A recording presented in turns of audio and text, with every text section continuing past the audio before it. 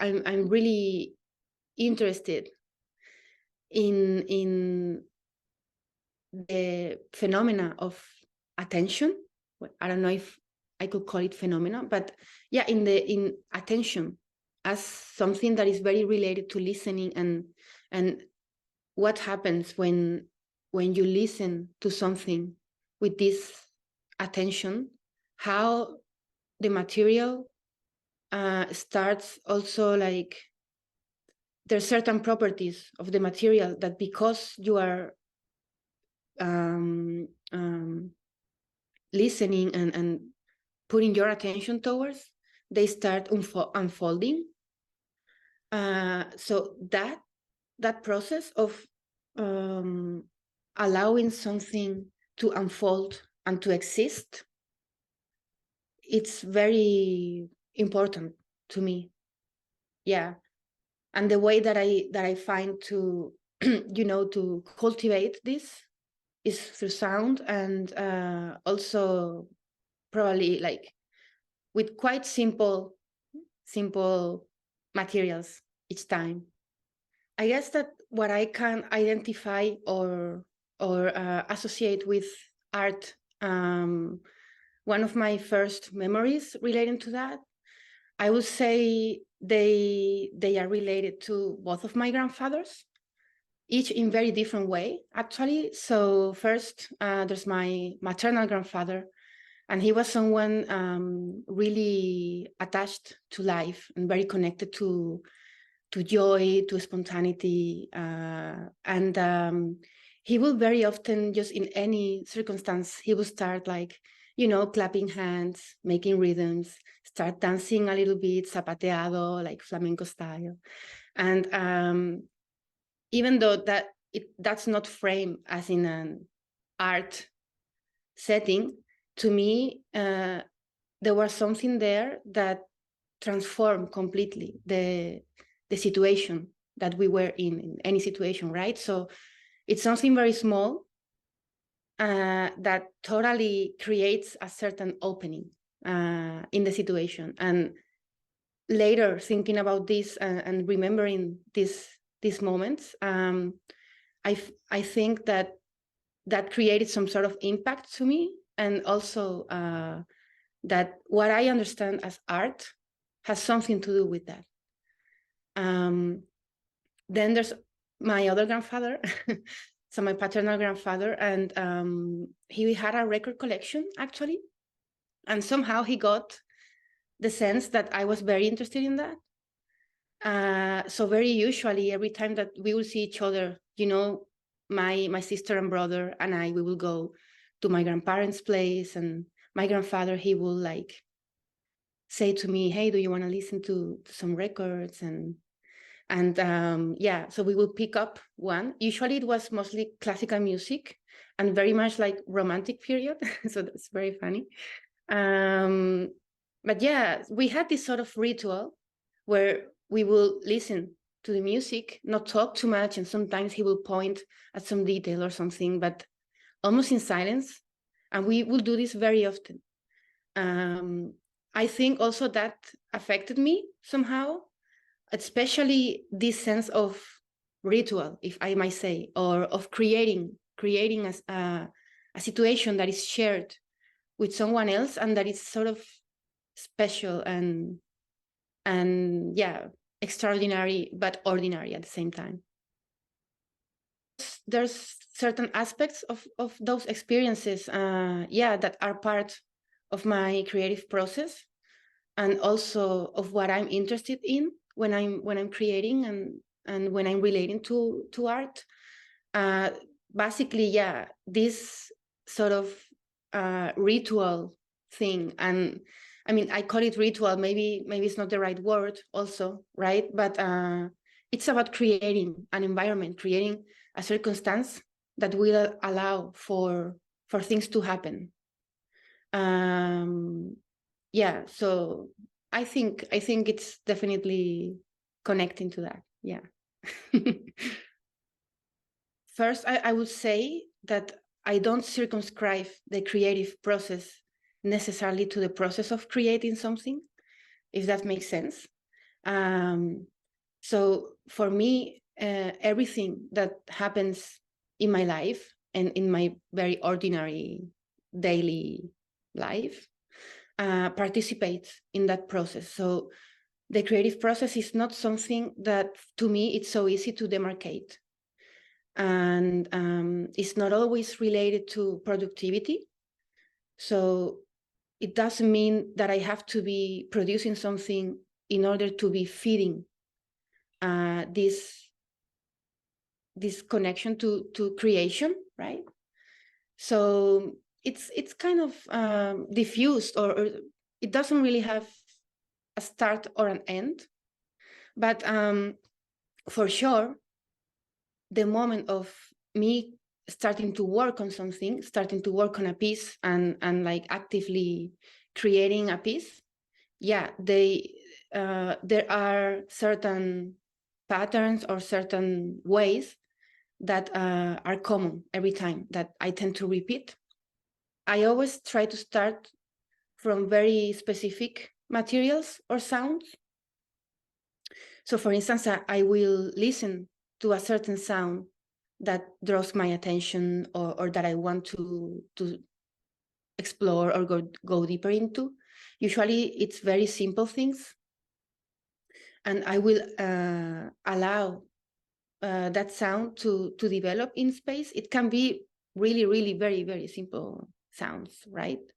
But I find that to me, it's very important, this moment where I shift my focus and I put it towards something that is very specific. So it's almost a way for me to enter into a certain state where I'm focused, and I can pay attention to aspects of this sound. And then I will try to find ways of developing and going further with this, and then find potential relations and what can be derived from this sound. I say sound, but it can also be a process. For instance, it's not necessarily audible every time. So this means also that in general, I tend to work with very simple ideas, very simple materials, and the main generator then of the musicality of it, it's really how I listen to it. There are certain things as well that are important in this creative process and process of creation, of working on a piece, and how I set myself into this process. So it's by listening to some materials and be in this listening mood, if I can say. Also, the space is very important. So, setting up my space in a way that allows me to feel like that I can focus, and be in silence if needed, and like really be there. So the space, also the way that I set the elements in the space, very simple things, like notebooks, computer, like very ordinary things, but it also has a bearing in how focused, I would say, is this environment. But connecting more to daily life and situations where I'm not necessarily creating anything. I think it's all really about awareness and about living your life in a way that you find some sort of sense. And I'm not meaning sense like realization of yourself, and but really maybe the way that you look at things, the way that you experience certain things, your own perception.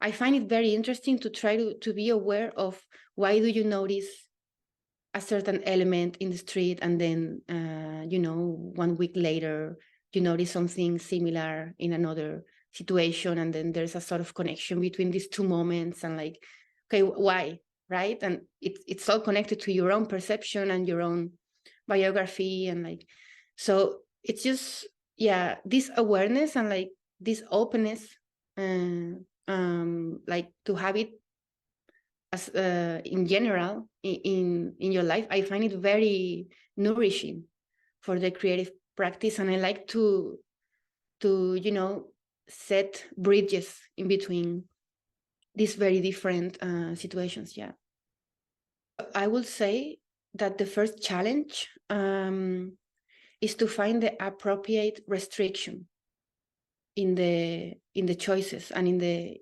creative or the process of creation, right? So find the restriction that will allow me to explore something and that will generate material.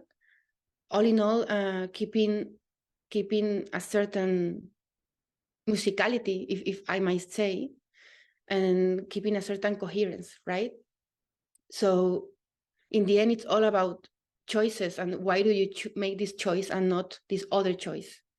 My way of doing this, it's again starting from very tangible materials, the tangible things, and then I started just to listen to them, listen to the relations that they create one to each other, and try to derive the rest of the material from those relations.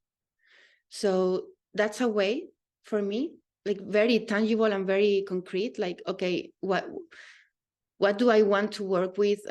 What can I listen to? What can I hear that will let me build something, right? Yeah. So that's how I overcome the challenge of the restriction, by really going towards things that are around me and that I can listen to and then work from that. Yeah, maybe another challenge also in the creation processes is also the material conditions in general, right? Like, and this is a more systemic contextual challenge, but sometimes we don't have access to space, for instance. We don't have the right conditions. And I would say those are challenges maybe that are not inherent to the creative process, but they can affect, of course, and also alter and like have effect on it. And what I try to keep in mind in those moments, and what works for me, it's to somehow to trust that, you know, it's part of the process. And like, maybe I don't have any answer at that moment, and I don't know what's going on. I don't know how to solve certain things or what direction to take. But I try to be okay with that uncertainty also, and you know, think that, well, this is part of the work, and this is part of the process, and just keep going somehow.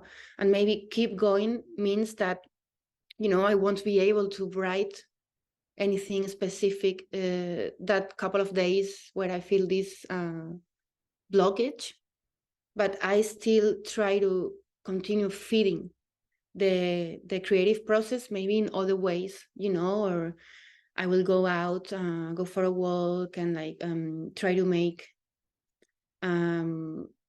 you know, some time, and still feel connected, be connected to the piece, even if it means that I have to wait a little bit before continuing.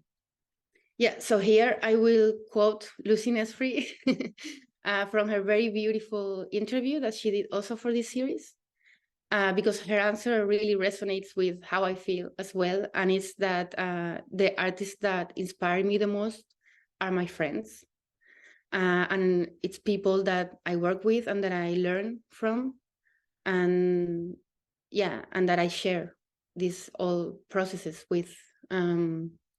So, of course, there's Rebecca Lane, there's Lucy Nesri, there's Mara Winter, Catherine Lamb, Ryoko Akama, there's Sarah Xavier, Deborah Walker. I'm naming some persons that I have been more in touch with lately. But yeah, there's of course many persons and people that I have had the enormous chance to work with. So yeah, it's also difficult to name only a few, because of course you know that you're leaving people behind. But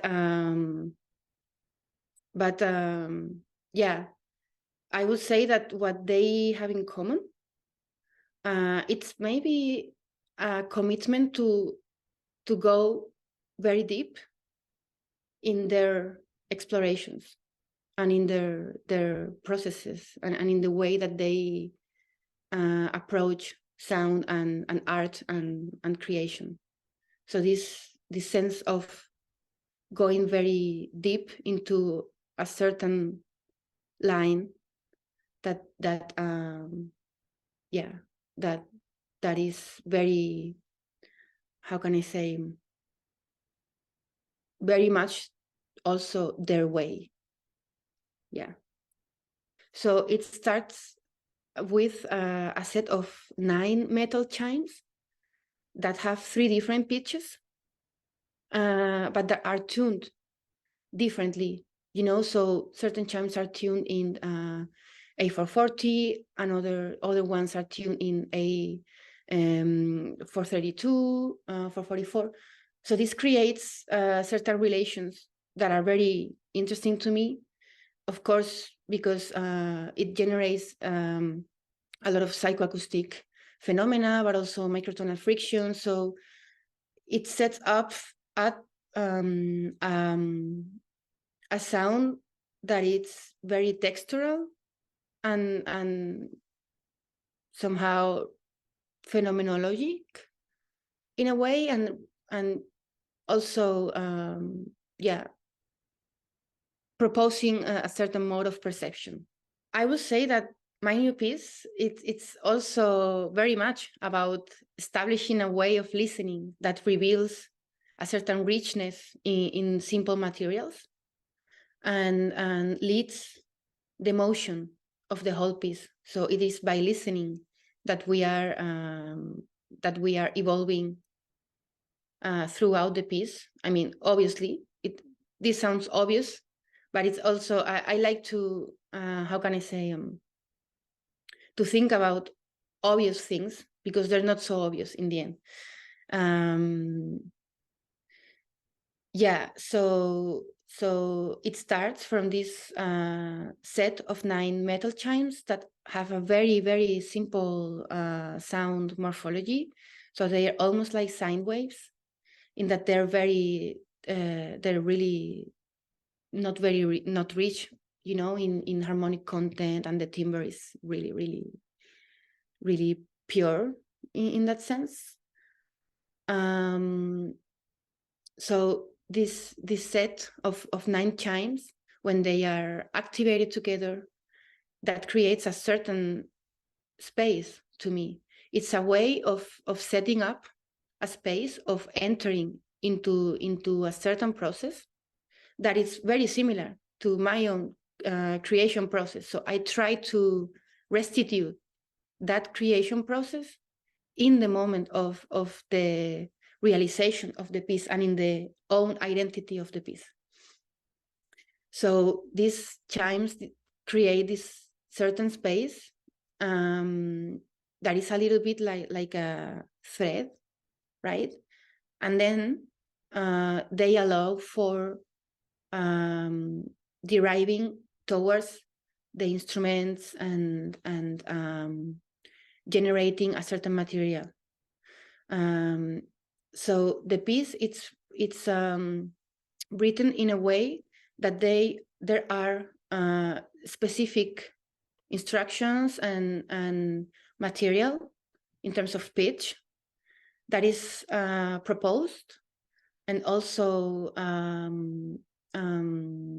precisions in time, right?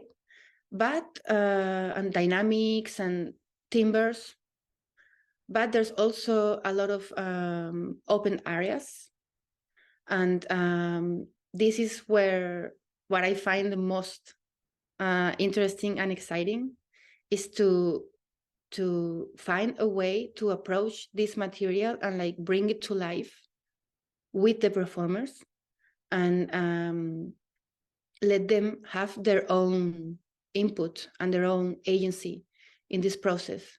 So to me, in the end, there's a lot of unknown in the piece, and in general in all of my pieces when I'm composing for ensembles or for other musicians, there's most of it actually it's a unknown thing. Like, so it's also about accepting this unknown and even desiring it, and then finding a way to explore together, to do something together that we don't know where it will lead, but we know the direction that we're taking.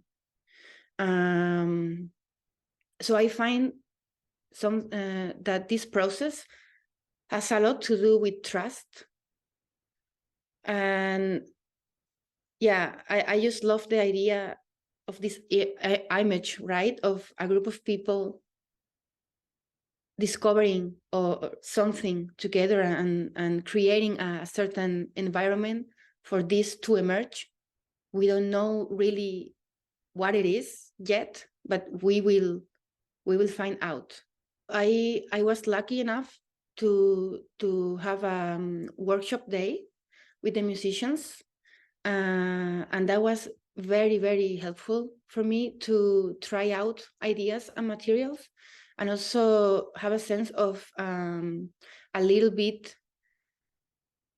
how they work and what's their approach to sound, and what are the general dynamics in terms of group. So basically, during this day, we tried out working with the chimes, and then working with certain pitches and intervals that were derived from the chimes and the frequencies of the chimes, and finding ways of sounding this material together. And that was really amazing. All of them were very much devoted to the sound, and also, you know, finding their own ways. And it really helped me then for continuing working on the piece, having this information and having this experience. And also I love when I'm writing a piece, to me it's quite important, when possible, to know, like, I mean, who am I writing this piece for, you know? So after this workshop day and after this opportunity of spending time with the musicians, then I knew, like, I could connect the writing of the piece to each of them. There were already affinities with some members of the ensemble, and then when I was able to try out ideas with them and sound material together with them, then it became very, very clear that it's a wonderful ensemble, and that it's great, really. Like, the way that they approach sound and listen, it's very interesting to me. Yeah, it is important. Yeah, and in this piece, the way that the musicians are in the space, it has obviously a bearing in the sound, and how sound is projected, and from where the audience will hear the sound, right? So this is something that I'm still trying to figure out, like what will be the spatial configuration for the piece in terms of where the musicians will be positioned, and are they going to be positioned all the time in the same spot, or will it change? For instance, the part with the chimes, it's very different and maybe requires a certain spatialization than the rest of the piece that it's performed with each their instrument. So this is something that, to me, it's part of the compositional process, thinking about the position in space and how the space will sound and what are the characteristics of the space. But it's maybe something that it's more explored in the rehearsal time. Yeah, so the idea is there, but it's something we need to check still, I think. Of course, first I want to warmly thank Sven and Gerliene for their generosity and their trust and their enthusiasm in my work. This means really a lot for me to have this support and be provided this opportunity to work on something. It's very, yeah, it's really amazing. I see this as a form of energy that is circulating, right? So as I have been honored with this opportunity and this energy that allows me for creating something specific for a specific occasion and specific ensemble, I also thank, of course, Ezequiel and the whole ensemble, the musicians.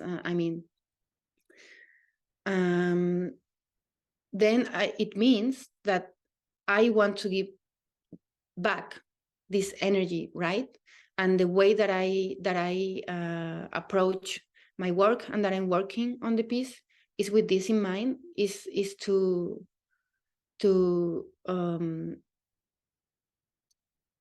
also give something back that it's meaningful for all the people involved, and that creates as well a possibility, some sort of possibility, some sort of opening in their experience, in their life, as the commission has created for me, right? So I would like somehow to do the same thing with another content, if I might say, for them, that it is, yeah, creating a possibility. Well, I hope that they will enjoy listening to the sounds and enjoy, maybe being in this setting of experiencing sound, and obviously having also a certain agency and a certain input in the result of what they're listening, in the sense that, to me, again, and I'm talking a lot about listening, but because it's really important, like the way that you listen also shapes what you listen, right? So what I would like that the audience enjoy is to find this way, or to experience this way of listening, where they also somehow appropriate the sound with their own perception and their own subjectivity, and so that's something that I hope that it will happen, and that they enjoy. I also hope that they enjoy just the moment of being there, and sharing this collective experience of just being somewhere and listening to music with other people, and I don't know, just that for me in general, it's really amazing, and I can never be tired of how fascinating I find it to be, right? To just to go somewhere, to a place, to a space, and listen to sound with other people. Like, this idea, it's wonderful. When the concert finished, maybe they feel a little bit different. I don't know in what way, but they feel a little bit maybe transformed by the experience and the music. Yeah.